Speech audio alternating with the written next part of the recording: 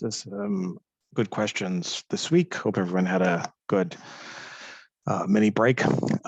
So starting off, why didn't the Bush administration also focus on the ISI in Pakistan, sponsoring and allowing Taliban to rebuild its bordering regions? It seems like instead of defeating the Taliban, the Bush administration pushed them into the bordering country. And the question is perceptive here, and the answer is yes. I mean, this essentially was the effect of Bush's policy.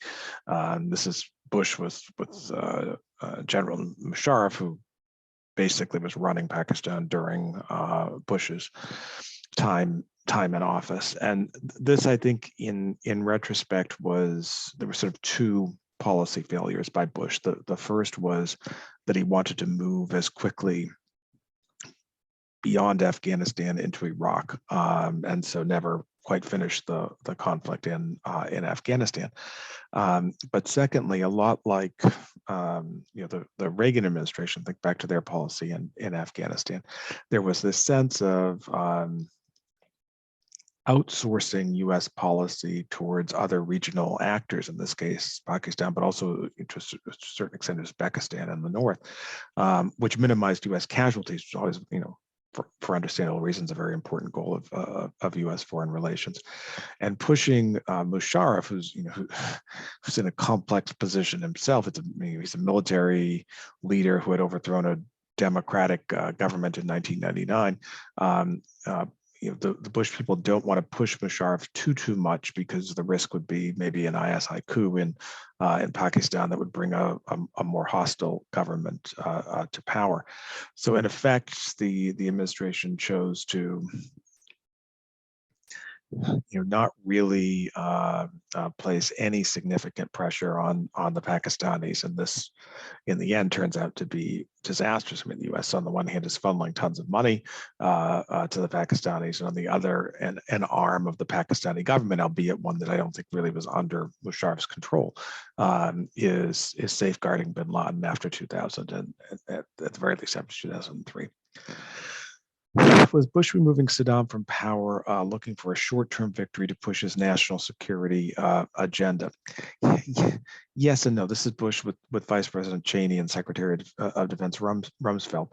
I think it was a short-term victory, but the neoconservative view in its broadest form, as neocons argue, is that the Middle East was a very dangerous place to the U.S., that apart from Israel and to a certain extent Turkey, which was sort of democratic during much of the Bush years, you had these authoritarian regimes. The neoconservatives believe that if you have democratic governments, that would create more pro-American regimes. This turns out, put it bluntly, not to be particularly correct. So yes, on the one hand, it is a short-term victory, but on the other, the whole national security agenda operates under the premise that if you can create a democracy somewhere in the Arab Middle East, that other democracies then will follow, and you'll get a more peaceful and pro-American regional order. I mean, we've seen what's happened since the Arab Spring.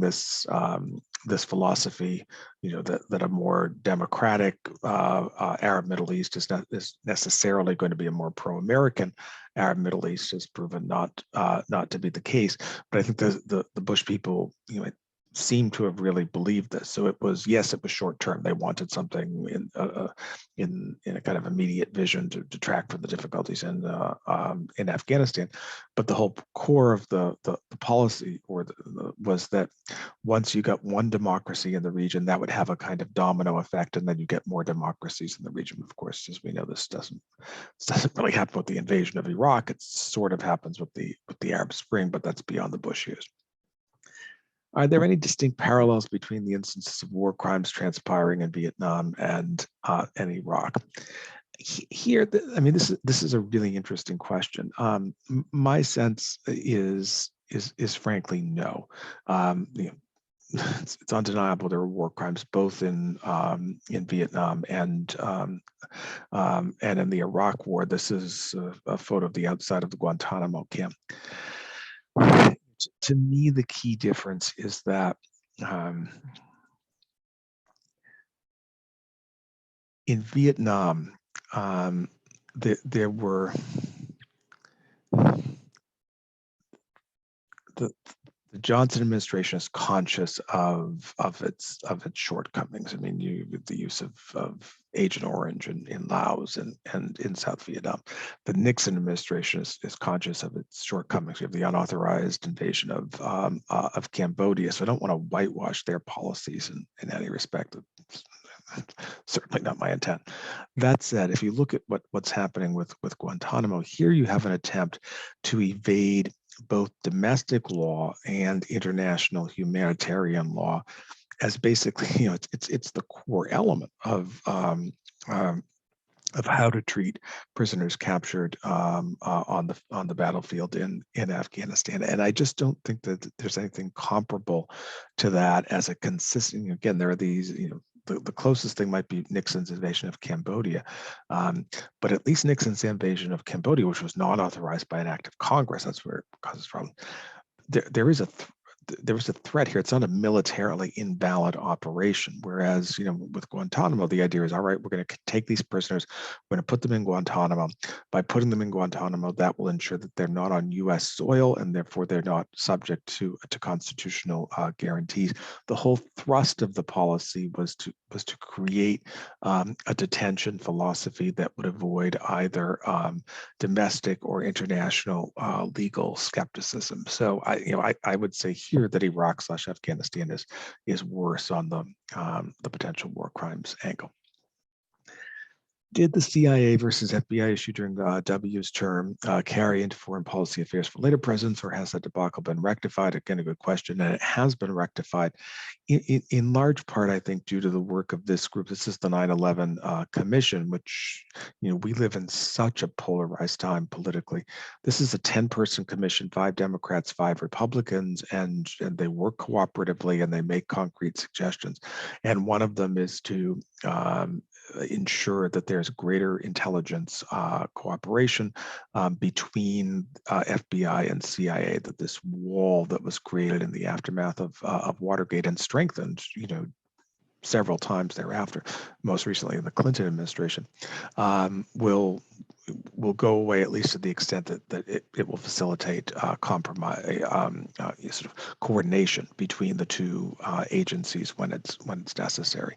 So this is one, I think, positive governmental effect of the response to 9/11, that this problem is identified and I think largely is rectified. Now, of course, the intelligence community it's a quite large bureaucracy, so this doesn't mean that there's perfect cooperation between the two sides. That's hard to accomplish, but at least the possibility of cooperation exists, whereas before 9/11 it did not. And then there were a few questions on the unitary executive theory, and I think this one sort of put it the most directly. Would the unitary executive theory be considered a violation of checks and balances? And this is a theory that's, I think, to a certain extent best associated with John Yoo, the OLC official during the Bush administration.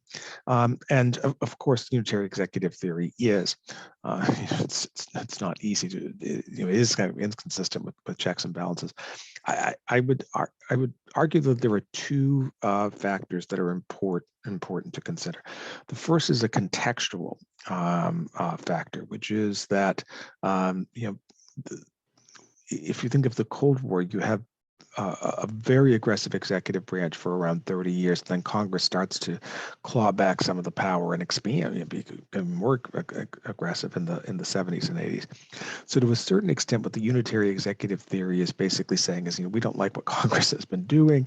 We want to return to a rough situation between 45 and 68 or 69, where there wasn't much of a congressional input.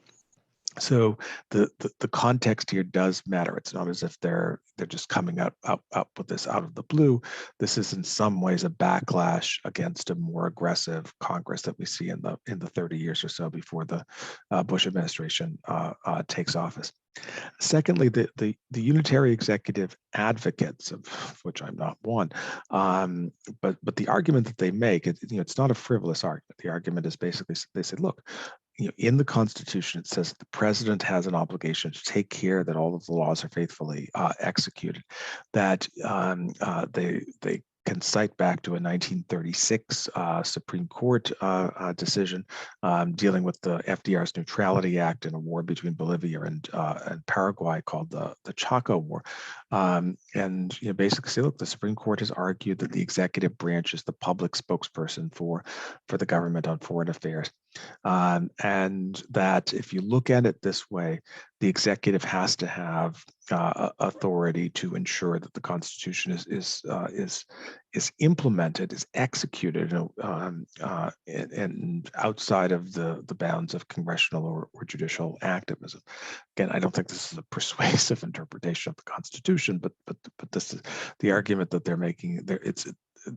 They're not suggesting that the Constitution should be set aside. They're suggesting that the unitary executive theory is consistent with constitutional structures.